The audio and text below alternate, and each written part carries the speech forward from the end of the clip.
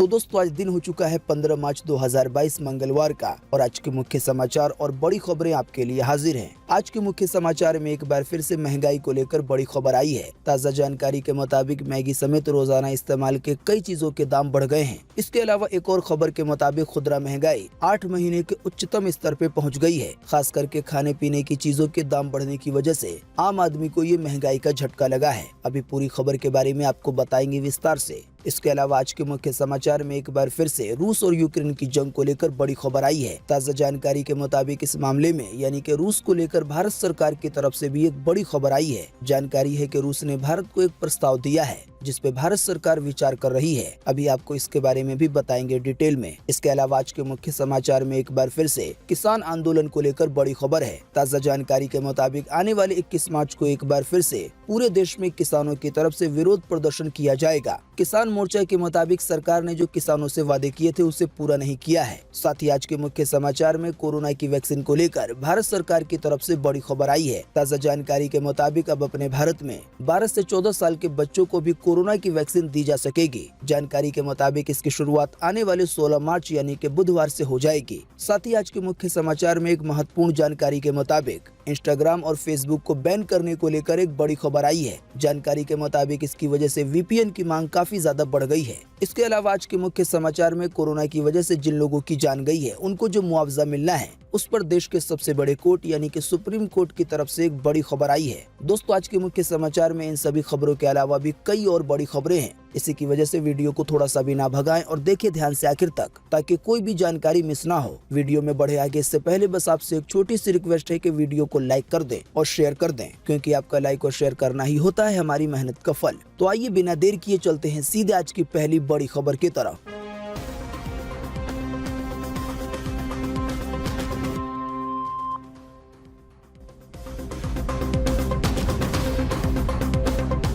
2 minute में बनने वाली मैगी हुई महंगी। 12 रुपए वाला पैक अब मिलेगा 14 रुपए में। इसके अलावा कॉफी समेत कई और चीजों के दाम बढ़ाए गए हैं। जी हाँ, महंगाई का तड़का अब आपकी मैगी में भी लग गया है। इसे बनाने वाली कंपनी यानी कि नेस्ले इंडिया ने मैगी के छोटे पैक की कीमत 12 रुपए से बढ़ाकर 14 रुपए कर दी है। साथ ही एक और जानकारी के मुताबिक आपको बता दें कि हिंदुस्तान यूनिलीवर ने और नेस्ले ने चाय पत्ती और कॉफी की कीमतों में भी बढ़ोतरी की है। साथ ही में मिल्क पाउडर के दाम भी बढ़ाए गए हैं। वैसे मैगी को लेकर एक और जानकारी ये है कि छोटे वाले पैक के अलावा जो बड़े पैक आते हैं उनके दामों में भी 16% तक की बढ़ोतरी की गई है। जैसे कि एक मैगी का बड़ा पैक पहले 96 रुपए का आता था, अब उसके दाम बढ़कर 105 रुपए हो गए हैं। साथ ही ब्रू गोल्ड कॉफी जार की कीमतों में 4% तक की बढ़ोतरी कर दी गई है। इसके अलावा इंस्टेंट कॉफी पाउच के दाम में लगभग 6.5% तक की बढ़ोतरी की गई है। इसके अलावा ताजमहल चाय पत्ती की कीमतों में 5.8% की बढ़ोतरी कर दी गई है। 5.8% महंगा होने का आसान सा मतलब ये है कि अगर पहले इसकी कीमत 100 रुपए थी तो अब वो 105 रुपए 80 पैसे हो जाएगी। साथ ही नेस्ले कंपनी ने 1 लीटर वाले A+ मिल्क की कीमतों में भी बढ़ोतरी की है, यानी कि मिल्क पाउडर में इसका दाम पहले 75 रुपए का था, लेकिन अब इसे बढ़ाकर 78 रुपए कर दिया गया है। वैसे आप नहीं जानते हैं तो आपको बता दें कि इस महंगाई के अलावा भी बीते कुछ दिनों में कई और चीजों के दाम बढ़ाए गए। इसी की वजह से बीते फरवरी के महीने में जो खुदरा महंगाई है वो 8 महीने के उच्चतम स्तर पे पहुंच गई है। देखिए इससे जुड़ी एक बड़ी जानकारी अगली खबर में।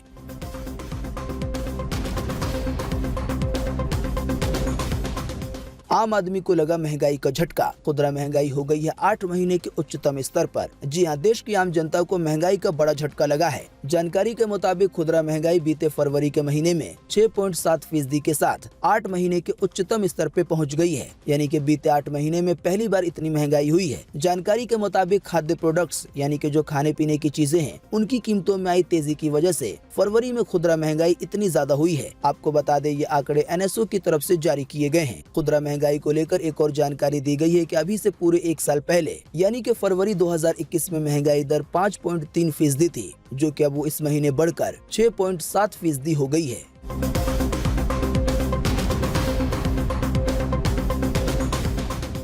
रूस से सस्ता तेल खरीदने की तैयारी में है भारत। रूसी राष्ट्रपति व्लादिमीर पुतिन के प्रस्ताव पे विचार कर रही है सरकार। हो सकता है भारत का फायदा। जी हां, रूस और यूक्रेन के बीच भयंकर जंग जारी है। इसे लगभग 19 दिन बीत चुके हैं। एक और जहां रूसी हमलों ने यूक्रेन में शहर के शहर तबाह कर दिए हैं, वहीं दूसरी ओर अमेरिका समेत अन्य देशों के प्रतिबंधों की वजह से रूस की हालत भी काफी ज्यादा खराब हो गई है। इसी बीच सूत्रों के हवाले से ये जानकारी आई है कि रूस की तरफ से भारत के लिए एक प्रस्ताव आया है। रिपोर्ट के मुताबिक ऐसी संभावना बन रही है कि भारत सरकार सरकार रूस की ओर से दिए गए प्रस्ताव पे विचार कर सकती है। इसके तहत रियायती दरों पे कच्चे तेल के साथ अन्य सामानों की खरीदारी की जा सकती है। आसान सी भाषा में आपको समझाने के लिए कहें तो जैसे ही रूस ने यूक्रेन पे हमला किया, वैसे ही अमेरिका समेत कई देशों ने रूस देश पे कई सारे कड़े प्रतिबंध लगा दिए। दुनिया की जो बड़ी बड़ी कंपनियां हैं, उन्होंने रूस में काम करना बंद कर दिया। इसके अलावा अभी हाल ही में अमेरिका ने ये भी ऐलान किया कि वो कच्चा तेल और साथ ही में प्राकृतिक गैस वगैरह रूस से नहीं लेगा। जानकारी के मुताबिक इस तरह का फैसला कई देशों ने लिया है। इसी की वजह से रूस की हालत धीरे धीरे खराब होती जा रही है। आप नहीं जानते हैं तो आपको बता दें कि सऊदी अरब के बाद कच्चे तेल का सबसे बड़ा निर्यातक रूस है पूरी दुनिया भर में, यानी कि सऊदी अरब के बाद दुनिया भर के देशों को सबसे ज्यादा कच्चा तेल रूस से मिलता है। आप नहीं जानते हैं तो आपको बता दें, इन्हीं कच्चे तेलों की मदद से पेट्रोल डीजल को बनाया जाता है। फिलहाल रूस की परेशानी यह है कि बहुत सारे देशों के प्रतिबंध की वजह से उसके कई सारे सामान नहीं बिक रहे हैं, उसी में कच्चा तेल भी शामिल है। तो इसी बीच सूत्रों के हवाले से ये खबर आई है कि रूस ने भारत सरकार को एक प्रस्ताव दिया है। प्रस्ताव में इन्हीं सब चीजों को सस्ते दामों पे खरीदने की बात की गई है। आसान सी भाषा में समझने के लिए कह सकते हैं कि कई सारी चीजें रूस की नहीं बिक रही हैं। इसी की वजह से उसने ये प्रस्ताव दिया है कि इसे सस्ते ही दामों पे कम से कम खरीद लिया जाए। तो भारत सरकार इसी प्रस्ताव पे विचार कर सकती है। जाहिर सी बात है, अगर भारत सरकार कच्चे तेल समेत कई और चीजें अगर रूस से खरीदती है सस्ते दामों पर, तो इससे अपने देश का फायदा हो सकता है। हालांकि इस मामले में अभी कोई आधिकारिक जानकारी नहीं आई है।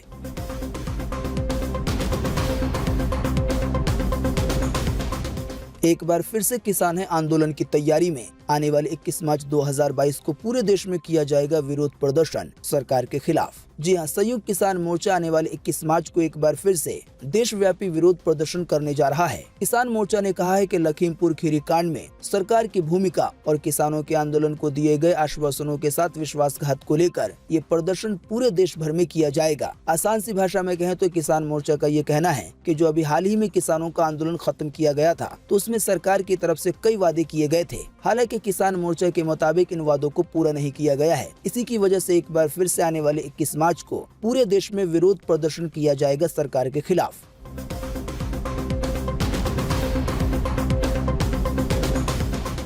अब 12 से 14 साल के बच्चों को भी लगेगी कोरोना की वैक्सीन। आइए बताएं अधिक जानकारी। जी हां, कोरोना संक्रमण के खिलाफ लड़ाई में एक कदम और आगे बढ़ते हुए भारत सरकार ने अब 12 से 14 साल के बच्चों के लिए भी टीकाकरण की मंजूरी दे दी है। जानकारी के मुताबिक आने वाले बुधवार यानी कि 16 मार्च 2022 से इस आयु वाले बच्चों को भी वैक्सीन लगना शुरू हो जाएगी। आप नहीं जानते हैं तो आपको बता दें, अब तक हमारे देश में 15 साल तक के बच्चों को कोरोना की वैक्सीन लगाई जा रही थी, लेकिन अब बुधवार से 12 से 14 साल के बच्चों को भी कोरोना की वैक्सीन लग सकेगी। हालांकि आपको बता दें, फिलहाल इस वैक्सीन को आपातकालीन उपयोग के लिए मंजूरी दी गई है, लेकिन जो माता पिता चाहे वो अपने बच्चे का टीकाकरण करा सकते हैं अगर उनकी उम्र 12 साल या इससे ज्यादा है। आइए अगली खबर में लगे हाथों जान लेते हैं कोरोना वायरस का ताजा अपडेट।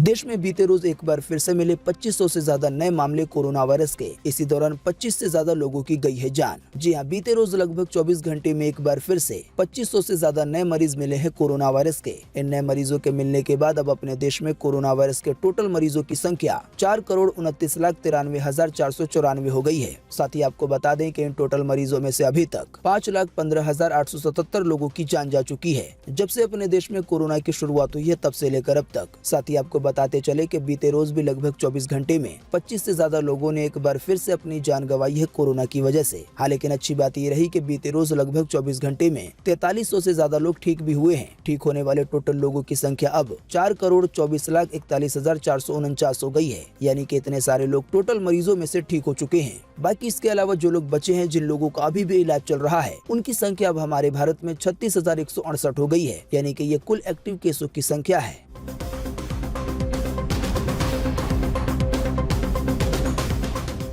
रूस यूक्रेन जंग के बीच अमेरिका ने किया बड़ा दावा। कहा रूस ने चीन से मांगे हैं जंग से जुड़े हथियार। साथ ही अमेरिका बोला कि अगर चीन ने रूस की मदद की तो उसे इसके अंजाम भुगतने होंगे। जी हां, रूस का यूक्रेन पे हमला आज 20वें दिन भी जारी है। ताजा जानकारी के मुताबिक इसी बीच खबरें आ रही हैं कि यूक्रेन पे हमला जारी रखने के लिए रूस अब चीन से मदद मांग रहा है। फाइनेंशियल टाइम्स और वॉशिंगटन पोस्ट ने बीते रविवार को अमेरिकी अधिकारियों के हवाले से ये दावा किया है। जानकारी में बताया गया है कि अमेरिका के राष्ट्रीय सुरक्षा सलाहकार जैक सुलिवान ने बताया है कि रूस ने चीन से वॉर इक्विपमेंट यानी कि जंग से जुड़े हथियार मांगे हैं। रूसी राष्ट्रपति व्लादिमीर पुतिन ने चीनी राष्ट्रपति शी जिनपिंग से आर्थिक सहयोग भी मांगा है। यानी कि पैसे वगैरह से जुड़ी मदद भी मांगी है। ब्लूमबर्ग की तरफ से विशेषज्ञों के हवाले से ये कहा गया है कि अब रूसी सेना फॉग ऑफ वॉर की स्थिति में आ गई है। आप में से अक्सर लोग फॉग ऑफ वॉर के बारे में नहीं जानते होंगे। जो लोग नहीं जानते उन्हें हम बता दें कि फॉग ऑफ वॉर युद्ध की ऐसी स्थिति होती है जब सेना के लीडर के पास आगे की प्लानिंग नहीं होती। ऐसे में कई बार सेना कमजोर पड़ जाती है और सही समय पर ठीक फैसला न लेने की वजह से हार का सामना भी करना पड़ता है। तो विशेषज्ञों के मुताबिक रूसी सेना इसी स्थिति में पहुंच गई है। साथ ही जानकारी के मुताबिक जैसा कि अभी हमने आपको बताया कि रूस ने चीन से मदद मांगी है जंगी हथियार को लेकर।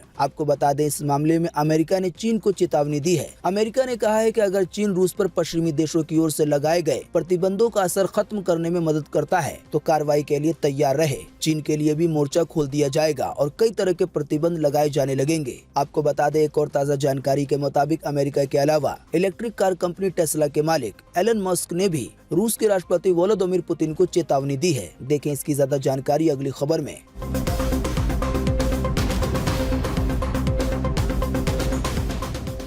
एलन मस्क ने व्लादिमीर पुतिन को आमने सामने की लड़ाई की चुनौती दी। कहा दांव पे रहेगा यूक्रेन। जी हाँ, इलेक्ट्रिक कार कंपनी टेस्ला के सीईओ एलन मस्क ने यूक्रेन के खिलाफ हमले को लेकर रूस पे निशाना साधा और वहां के राष्ट्रपति यानी कि व्लादिमीर पुतिन को आमने सामने की लड़ाई की चुनौती दी। एलन मस्क यही नहीं रुके, उन्होंने रूसी राष्ट्रपति को कायर तक कह दिया। आप नहीं जानते हैं तो आपको बता दें कि एलन मस्क रूसी हमले का सामना कर रहे यूक्रेन को अपने स्टारलिंक नेटवर्क के जरिए इंटरनेट मुहैया करा रहे हैं। यानी कि जंग की वजह से तो यूक्रेन के कई जगहों पे इंटरनेट की सेवा बंद हो गई है, लेकिन जो एलन मस्क की कंपनी है स्टारलिंक, उसकी इंटरनेट की सेवा सैटेलाइट के जरिए दी जाती है। तो जंग के इस हालात में यूक्रेन के लोगों को एलन मस्क अपनी कंपनी के जरिए इंटरनेट सर्विस प्रोवाइड कर रहे हैं। जानकारी के मुताबिक टेस्ला के मालिक एलन मस्क ने इन सभी बातों को ट्वीट के जरिए कहा। एक ट्वीट में उन्होंने यहाँ तक के कहा कि मैं व्लादिमीर पुतिन को यानी कि रूस के राष्ट्रपति को आमने सामने की लड़ाई की चुनौती देता हूँ और दांव पे यूक्रेन होगा। इसके बाद उन्होंने एक और अन्य ट्वीट में लिखा, क्या तुम इस लड़ाई के लिए तैयार हो? जंग से जुड़ी एक और जानकारी के मुताबिक आपको बता दें कि रूस ने अपने देश में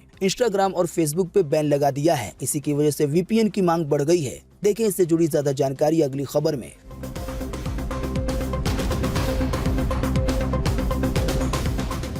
रूसी सरकार ने इंस्टाग्राम फेसबुक पे लगाया बैन, वीपीएन की बढ़ी है मांग। जी हाँ, रूस और यूक्रेन के बीच चल रहे युद्ध के बीच रूस की सरकार ने मेटा के स्वामित्व वाले इंस्टाग्राम पे भी बैन लगा दिया है। आप नहीं जानते हैं तो आपको बता दें कि इंस्टाग्राम से पहले रूस ने फेसबुक पे पहले ही बैन लगा दिया था। आप नहीं जानते हैं तो आपको बता दें कि इंस्टाग्राम से पहले रूस ने फेसबुक पे बैन लगाया था। यानी कि अब रूस में फेसबुक और इंस्टाग्राम पे बैन लगा दिया गया है। इसके अलावा एक और जानकारी के मुताबिक रूस में टिकटॉक पर भी आंशिक रूप से प्रतिबंध लगा दिया गया है, यानी कि कुछ वक्त के लिए। आसान सी भाषा में कहें तो टिकटॉक के यूजर पहले से अपलोड वीडियो तो देख सकते हैं, लेकिन नया वीडियो अपलोड नहीं किया जाएगा। हालांकि रूस में अभी यूट्यूब और टेलीग्राम की सेवाएं जारी हैं। वैसे आपको बता दें रूस की तरफ से जो प्रतिबंध लगाया गया है तो ये बदले की भावना में है। असल में हुआ कुछ यूं था कि जब रूस ने यूक्रेन पे हमला किया तो कई सारी कंपनियों ने रूस पे प्रतिबंध लगाना शुरू कर दिया, क्योंकि कई सारे देशों का और कई सारी कंपनियों का मानना है कि रूस ने हमला करके यूक्रेन पे जुल्म किया है। फेसबुक कंपनी की वैसे तो पॉलिसी है कि आप कोई भी हिंसक पोस्ट या किसी को भी भला बुरा नहीं कह सकते,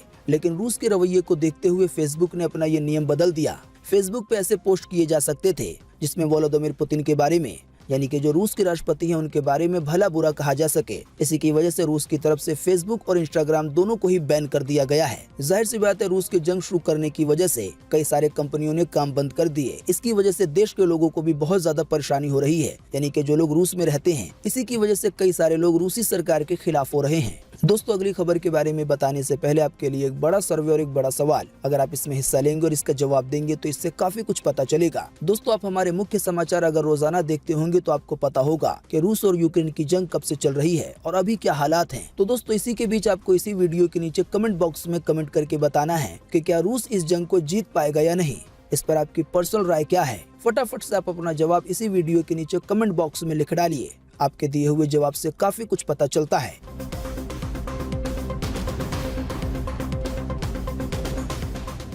फिल्म द कश्मीर फाइल्स पर विवेक अग्निहोत्री बोले कि फिल्म को कम आंक रहे थे लोग, अब जल्दी इसकी सीरीज पे भी शुरू करेंगे काम। जी हाल ही में रिलीज हुई विवेक रंजन अग्निहोत्री की film the Kashmir files in दिनों 3 दिन में ही कमाई के सारे रिकॉर्ड तोड़ दिए हैं। कश्मीरी पंडितों पे आधारित ये फिल्म अपने रिलीज से पहले से ही विवादों में थी। जानकारी के मुताबिक फिल्म ने अब तक 25 करोड़ से ज्यादा का कलेक्शन किया है। इसी बीच विवेक अग्निहोत्री का एक बयान आया है जिसमें उन्होंने कहा है कि कई लोग फिल्म को कम आंक रहे थे, कौन है कश्मीरी पंडित, ये क्या है, लेकिन रिलीज होने के साथ ही अब ये फिल्म इतिहास रच रही है। वहीं इस फिल्म को देश भर में मिली जबरदस्त प्रतिक्रिया को देखते हुए विवेक अग्निहोत्री जल्दी इसकी सीरीज बनाने की भी घोषणा कर सकते हैं। वहीं इस फिल्म को देश भर में मिली जबरदस्त प्रतिक्रिया को देखते हुए इसकी वेब सीरीज बनाने की भी घोषणा की है, यानी अब दर्शक इसे सीरीज के तौर पे OTT प्लेटफॉर्म पे देख पाएंगे। फिल्म में तो कोई भी कहानी 3 घंटे, 1.5 घंटे, 2 घंटे, 2.5 घंटे में दिखा दी जाती है। एक ही कहानी को कई घंटों तक लंबा करके दिखाया जाता है।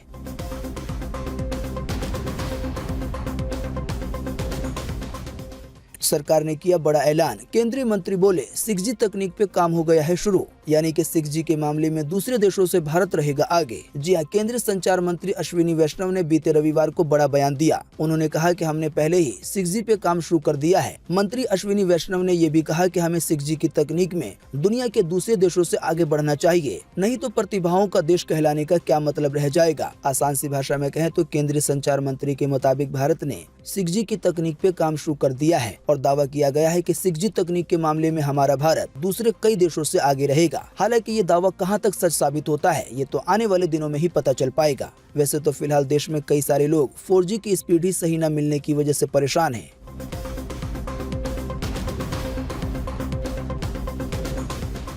कोरोना से मौत मुआवजे पे झूठ के दावों की जांच करा सकता है सुप्रीम कोर्ट। साथ ही कोर्ट ने कहा कि सोचा न था कि इतना नैतिक पतन होगा। जी हां, देश का सबसे बड़ा कोर्ट यानी कि सुप्रीम कोर्ट ने कोरोना से मौत के मामले में मुआवजे के झूठे दावों पे बीते सोमवार को चिंता जताई। साथ ही सुप्रीम कोर्ट ने कहा कि उसने कभी कल्पना नहीं की थी कि इसका भी दुरुपयोग किया जाएगा। पूरे मामले को आप नहीं जानते हैं तो आपको बता दें कि अभी हाल ही में देश के सबसे बड़े कोर्ट यानी कि सुप्रीम कोर्ट ने ये ऐलान किया कि कोरोना की वजह से जिन भी लोगों की मौत हुई है उनको सरकार मुआवजा देगी। इसके लिए सुप्रीम कोर्ट ने खुद आदेश जारी किए। हालांकि आदेश जारी करने के कुछ महीनों के बाद अब इस तरह की शिकायतें आ रही हैं कि कई सारे लोग अपने परिवार को लेकर, अपने जानकार को लेकर फर्जी सर्टिफिकेट बना रहे हैं।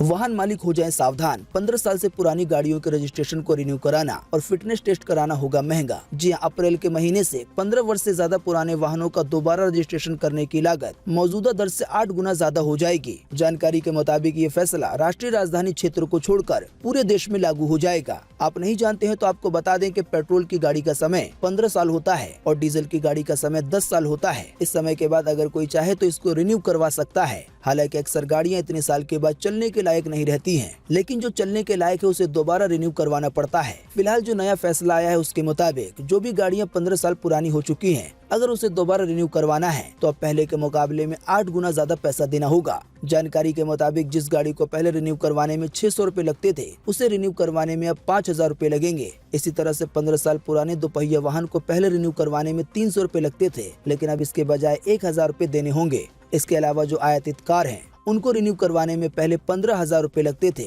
लेकिन अब उसे रिन्यू करवाने के लिए 40,000 रुपए देने होंगे। जैसा कि अभी हमने आपको बताया, ये सभी नियम अप्रैल के महीने से लागू हो जाएंगे।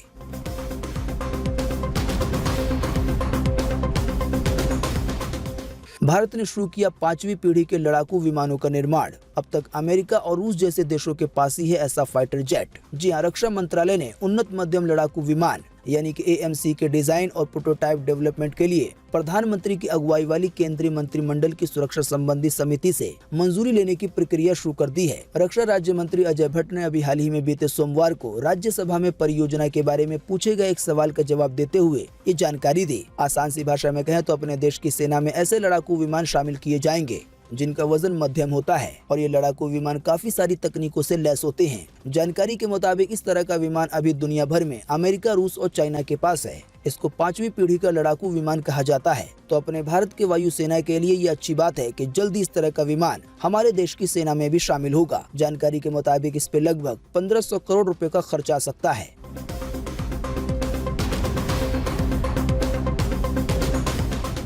टीम इंडिया ने लगातार 15वीं होम सीरीज जीती। दूसरे टेस्ट मैच में श्रीलंका को 238 रन से हराकर कर लिया है क्लीन स्वीप। जी हां, बेंगलुरु में खेले गए दूसरे टेस्ट मैच में भारत ने श्रीलंका को 238 रन के बड़े अंतर से हराकर 2 मैचों की सीरीज में क्लीन स्वीप कर लिया। श्रीलंका के सामने 447 रनों का टारगेट रखा गया था। जवाब में मेहमान टीम यानी कि श्रीलंका केवल 208 रन ही बना सकी और 238 रन से हार गई। मैच में बुमराह ने कुल 8 विकेट लिए, वहीं Rishabh Pant man of the match series चुने गए। मैच से जुड़ी ज्यादा जानकारी आपकी स्क्रीन पे दिखाई जा रही है। जिन्हें दिलचस्पी है वो वीडियो को रोक कर देख सकते हैं।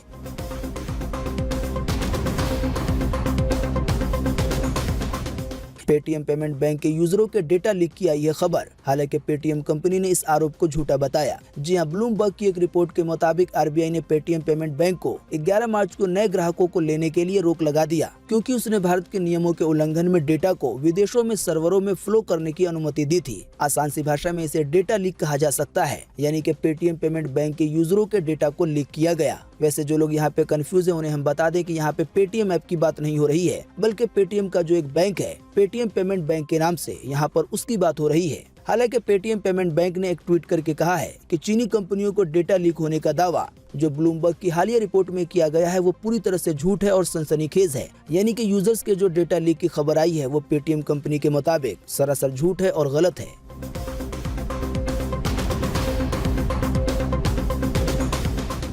आमिर खान ने मीडिया के साथ सेलिब्रेट किया अपना 57वां बर्थडे बीते रोज 14 मार्च 2022 को। जी हां, बॉलीवुड के मिस्टर परफेक्ट यानी कि एक्टर आमिर खान ने बीते सोमवार को अपना 57वां जन्मदिन मनाया। इस मौके पर उन्हें फैमिली और फ्रेंड्स की तरफ से कई सारी विशेष मिली, लेकिन इन सब के अलावा कुछ ऐसे लोग हैं जो एक्टर के लिए केक लेकर पहुंचे, उनको बर्थडे पे सरप्राइज दिया और ये कोई और नहीं बल्कि मीडिया कर्मियों की एक टीम थी। सरप्राइज मिलने के बाद आमिर खान ने मीडिया कर्मियों के साथ मिलकर केक काटा और अपने बर्थडे सेलिब्रेट किया। जानकारी के मुताबिक उनका बर्थडे का एक वीडियो अब सोशल मीडिया पे खूब वायरल हो रहा है।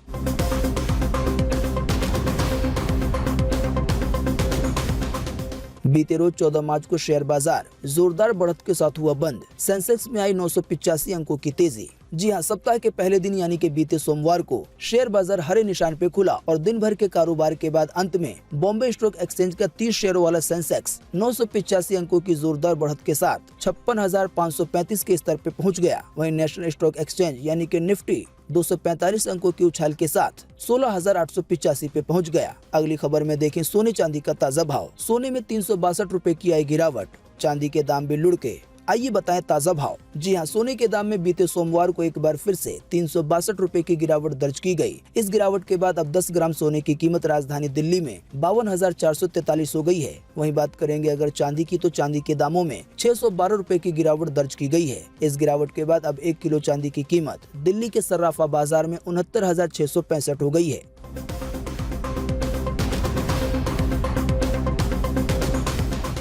रॉयल एनफील्ड यानी कि बुलेट बाइक लेने वाले रहे सावधान। केवल 2 सेकंड में हैंडल का लॉक तोड़ा, 20 सेकंड में 2 वायर जोड़ के बुलेट को कर दिया स्टार्ट। वीडियो में चोर ने दिखाया इस बाइक को चोरी करने का अनोखा तरीका। जी हां, थोड़ी सी ताकत लगाकर हैंडल लॉक तोड़ा, फिर वायर को मुंह से काटकर गाड़ी को स्टार्ट कर लिया। बाइक चुराने का ऐसा ही एक वीडियो सोशल मीडिया प्लेटफॉर्म पे वायरल हो रहा है। इस वीडियो में जिस बाइक को चुराने का तरीका दिखाया जा रहा है वो रॉयल एनफील्ड यानी कि बुलेट बाइक है। ये वही बाइक है जो अपने पावरफुल इंजन और दमदार बॉडी और डैशिंग लुक के लिए फेमस है। इतनी दमदार बुलेट को महज 30 सेकंड में चोरी किया जा सकता है। इस वीडियो की एक छोटी सी झलक आप अपनी स्क्रीन पे देख सकते हैं। असल में वीडियो में चोरी नहीं बल्कि चोरी का एक डेमो दिखाया गया, जिसके तहत ये पता चला कि केवल 30 सेकंड के अंदर बुलेट बाइक का हैंडल के लॉक को तोड़कर कुछ तारों को जोड़कर इसे बिना चाबी के स्टार्ट किया जा सकता है।